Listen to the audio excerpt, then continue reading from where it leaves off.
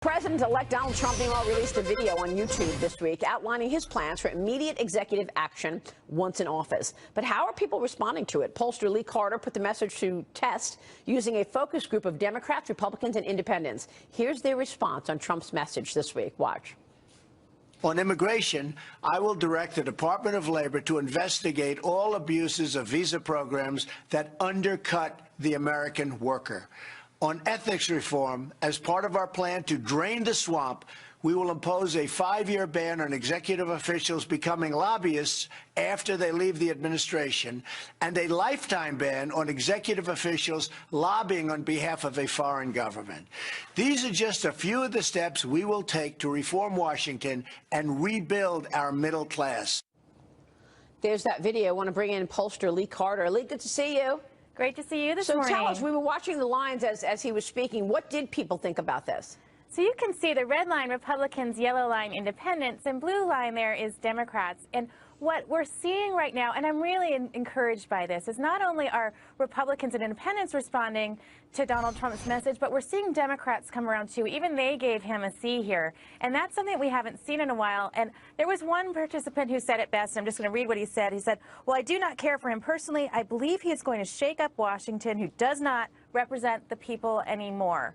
And I think that we're seeing that there's a really big shift here, and people, the drain the swamp message is resonating. And I think we're seeing even people who might not ordinarily have supported him are coming around and listening to his message now. Yeah, and you know what? I could imagine that we're going to see more of this. If he cannot rely on the media to tell and communicate his story, he's going to do YouTube videos. That's what we're going to get for the next 4 years. I guarantee you.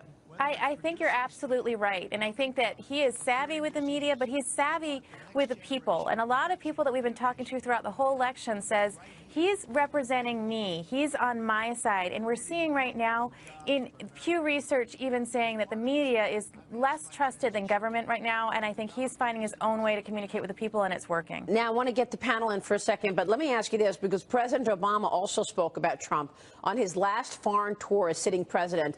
Let's watch how people responded to that.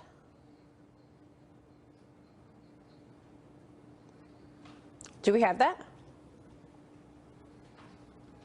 If there are issues that have less to do with the specifics of some legislative proposal or battle, if I think that it's necessary or helpful for me to defend those ideals, then I'll examine it when it comes.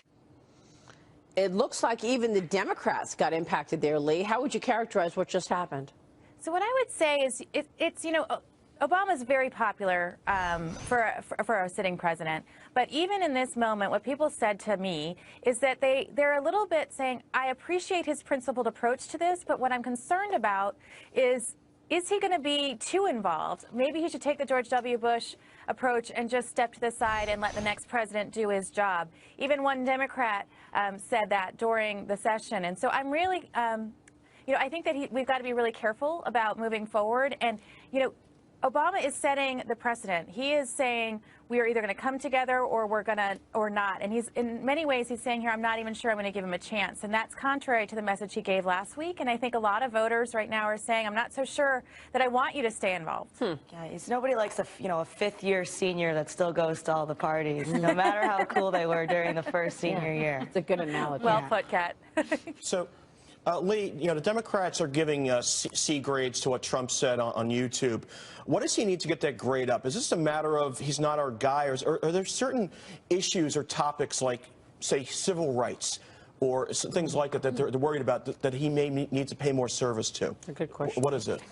You know, I'm not sure that we're going to see Donald Trump get much higher than a C with Democrats. I'm encouraged because we haven't seen him get that high pretty much ever. So I think that people are listening to him right now. I think the drain the swamp message is one that's resonating. I think he is going to have to, if he really wants to start moving the needle forward, I think people are looking for him to take a stronger stand than he has so far on some of the rising hate crimes or some of the other things. We're going to want to hear more about civil rights. I think the way that Mike Pence responded to the Hamilton, I don't want to call it a protest, but the Hamilton message was exactly what people want to hear. They want to see that the president is listening and that he's willing to take people's perspective who don't necessarily agree with him seriously. So I think that would go a long way.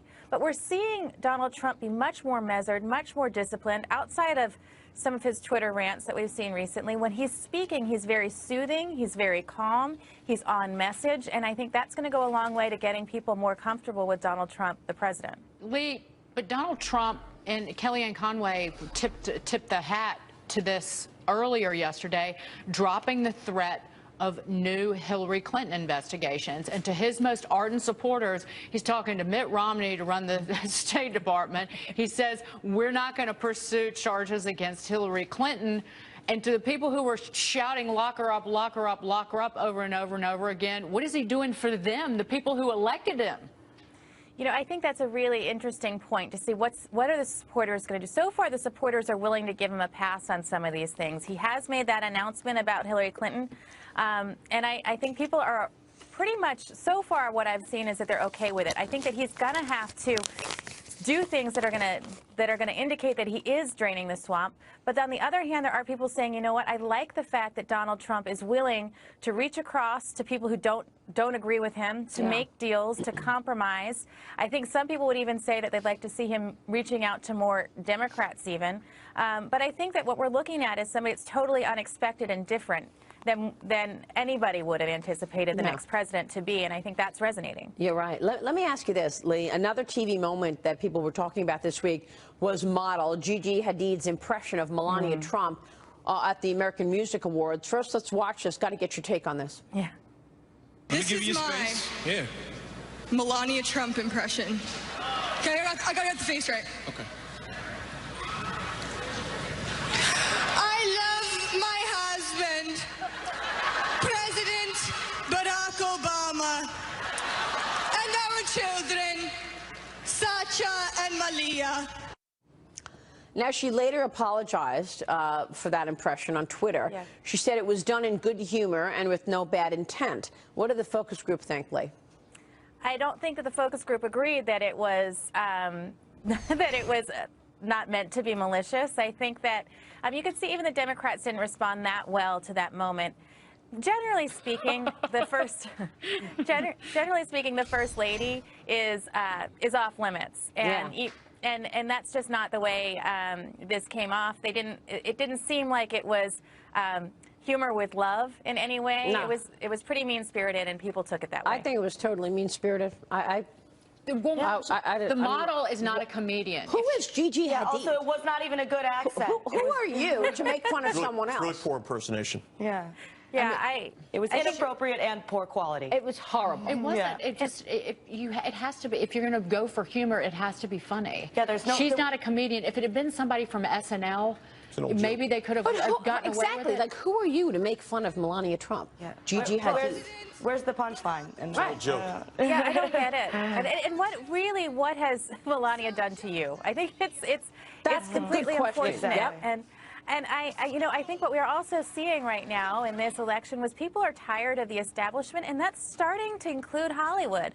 Hollywood is seeming more and more out of touch. I think people used to idolize Hollywood and say that's what I want to be someday.